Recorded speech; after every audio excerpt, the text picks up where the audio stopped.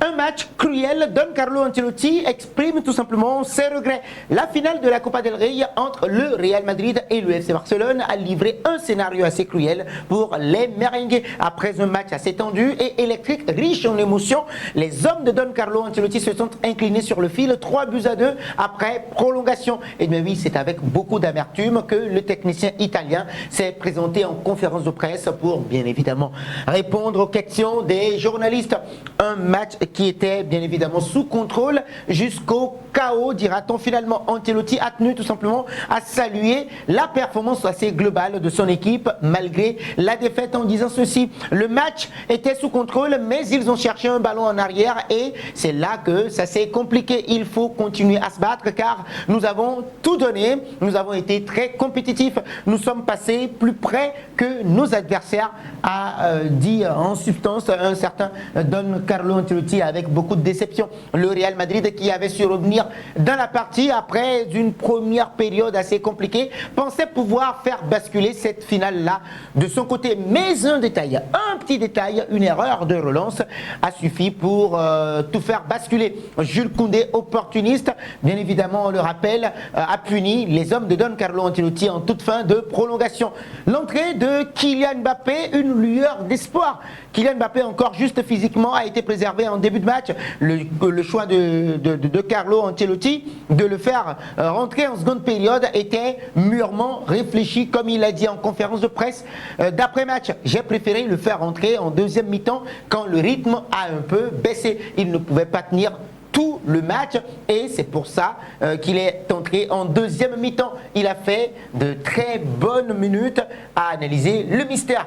L'entrée de Kylian Mbappé a dynamisé l'attaque madrilène. Son superbe coup franc direct a même redonné espoir aux supporters du Real Madrid avant que la désillusion ne frappe à nouveau, dira-t-on finalement. Donc des ajustements au niveau de Don Carlo Ancelotti, tactique encourageant quand même. Ancelotti a aussi insisté sur les ajustements opérés à la pause. En deuxième mi-temps, nous avons essayé de sortir de l'arrière et quand ils ont ralenti le rythme du pressing, nous avons réussi à le faire. En deuxième mi-temps, nous avons fait un très bon match, à analyser Don Carlo Ancelotti. Donc le Real Madrid a clairement montré un autre visage en seconde période avec une volonté plus affirmée d'aller chercher la victoire. Malheureusement, la fatigue et quelques erreurs individuelles ont coûté très cher dans cette finale de la Copa del Rey. Et donc une défaite amère, mais on va dire honorable pour les hommes de Don Carlo Ancelotti. Malgré la grande déception, Carlo Ancelotti a tenu quand même à féliciter ses joueurs pour leur engagement. Je suis déçu que nous n'ayons pas pu soulever la coupe, mais nous avons joué le match que nous devions jouer.